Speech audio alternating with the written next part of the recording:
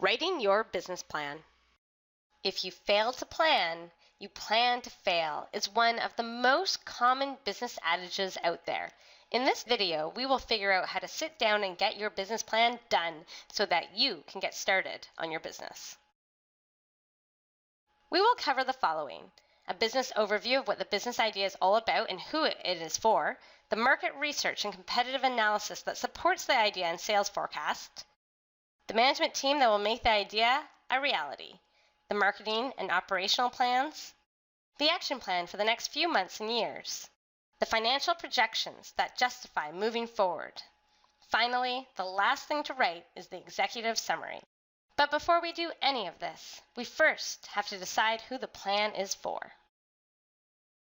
With any written document or presentation, you always need to start with who your audience is, because depending on who your audience is, you are going to have a very different plan. For instance, if you're writing a business plan for yourself, you are more interested in the action piece and organizing your thoughts. If you're writing the business plan for an investor, they are going to be more interested in making sure they make money or getting paid back. So you would need to focus on the financials. Start by considering who you are writing your business plan for first. It could be for more than one person. It could be for a community futures development corporation.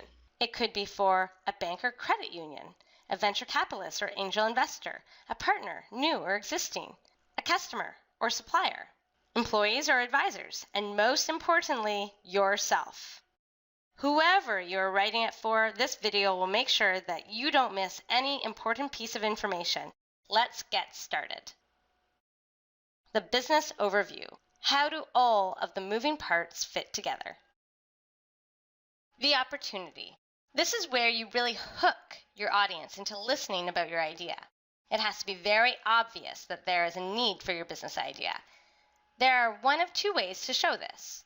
First, highlight the positive benefit that you directly are creating for the customer. Or secondarily, focus on the challenge or pain that you directly help your customer avoid or overcome. People buy to have a positive impact or avoid a negative one. So make it obvious how you are doing this here. Now that you have shown that there's a genuine need out there, how are you going to fix it? Here is where you explain your solution and your big idea. How does it work on a very high level?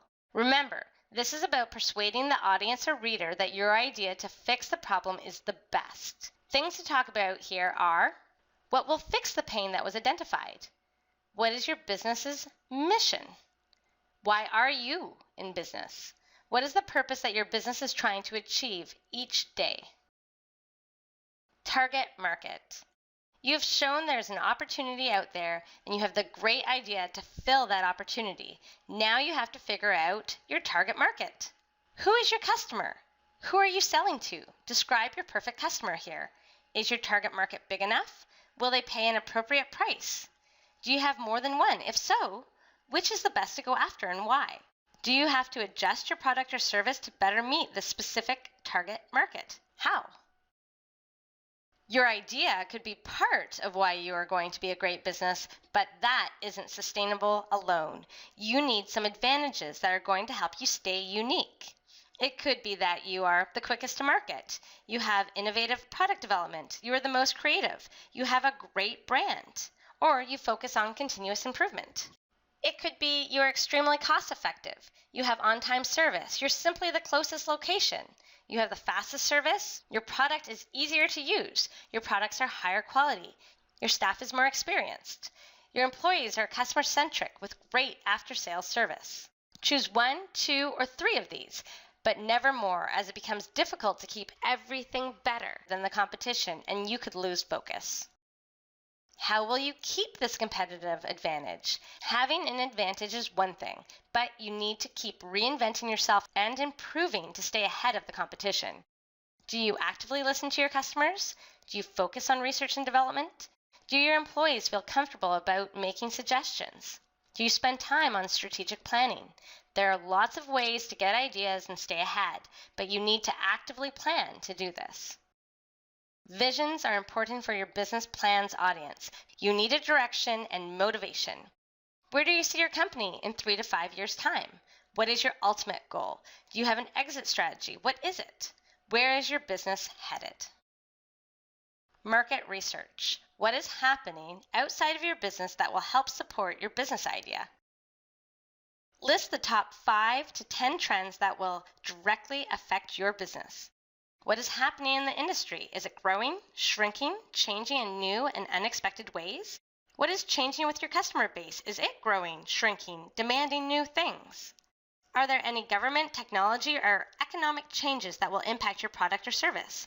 Don't underestimate the impact that technology will continue to have. Next, list the top 5 competitors that you have. What are they doing? How does this impact you? Do you need to adapt? Everyone has competition, even if they are a substitute, indirect competitor, or even fighting for a share of the customer's wallet. They do exist. Don't avoid your competitors. Face them head on and plan for them strategically. Sales projections. What are your sales projections? Why are these reasonable? And how are you going to make sure that you make these targets? Where do you start here? How many sales will you make per year? This works well for professional services or sales that are over $1,000. But if you're a restaurant or retail store that is direct to consumers, you'll want to estimate your sales by week and multiply by 52 to get your annual sales projections. If you have a lot of seasonality, you might want to just write this out by month and add it all up. Most small businesses overestimate their sales projections. A good rule of thumb in your first year of business is to take what you hope for and estimate 25% to 50% of that amount as a realistic sales projection. Management team. Your business idea could be fantastic, but you also have to prove why you are the best person to make it fly. This is your chance. Founders or owners, what skills and experience do you bring? Why are you the best person to get this off the ground? Part of this is your resume, but who you know is just as important as what you know. Board of advisors, do you have one? Who is committed and willing to support your business launch? Professional contacts, who is your lawyer, accountant, coach, or other support? Industry contacts, who do you already know within the industry? Do you already have prospective customers, suppliers, distribution, or other critical contacts or information? Remember, it isn't just who you know, it is who your board, partner, professional contacts know as well. Marketing and sales. How will you get the word out? What is your pricing strategy? How much is your customer willing to pay? Where can your products or services be purchased? How available are you, and how much geographical area do you cover? How are you going to get in front of your customers? You could hire a salesperson, send direct emails, hand out flyers, attend trade shows or networking events, or have a website. There are hundreds of options out there. How much are you going to spend to do this? This will have a huge impact on what marketing tools you are able to use. What is the plan of attack to do this? How will you do this? You need to spell out what you're going to do and how you're going to do it. It should make sense. You don't want to launch Facebook just for the sake of saying you have Facebook. Choose your marketing tools carefully. Make sure that you have a feasible marketing plan that matches your sales projections. That means that you need to have a lot more marketing tools and time invested in marketing if your sales projections are doubled. Operational plan. How will this work? How it works. This is where you can speak about process, how you deliver, and any intellectual property you might have. How will it be tracked? You need to track to make sure that things are getting done. You also need to speak about your staffing and who you plan to hire. When will you hire them? How much will they earn? What will they be responsible for? The more details, the better before you hire. Action planning. What are the next steps? The business plan is great, but you need to start focusing on the action and moving forward. What are your business goals? Today should highlight what you have already accomplished so far. This shows that you are capable of execution. Short term is what you expect to accomplish in the next few months. This could be motivating for you and your team. Long term should tie into the vision and outline some of the steps that you hope to take to get there. All of this shows your momentum and that you are moving forward. This is a very important piece of your business plan. Financial projections. Do the numbers add up?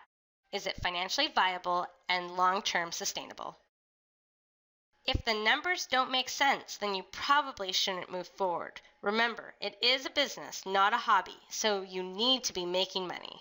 The financials should have your pricing, your break-even, and your projected income statement and cash flow statements as the basics. Pricing is easy. What are you going to charge for your product or service?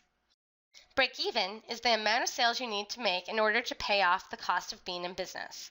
An easy calculation for this is your startup cost divided by your profit per sale. For example, if it costs your marketing agency $15,000 to start up and you make $1,500 per customer, you need 10 customers to break even. Your projected income statement is how much profit you expect to make. This should show your revenues minus your expenses each quarter or month. Your projected cash flow statement is how much money you expect to have in your bank each month. That is basically your starting balance minus any large purchases or losses, and then adding any investments or net profit each time window that you are using, either quarterly or monthly. Depending on your audience, you will need more or less financial data, but this is the basic information that you should have. The last thing to write is the executive summary, which entices the audience to read the rest of the plan. Although written last, this will be the first thing your audience sees. You have to convince the reader to keep reading.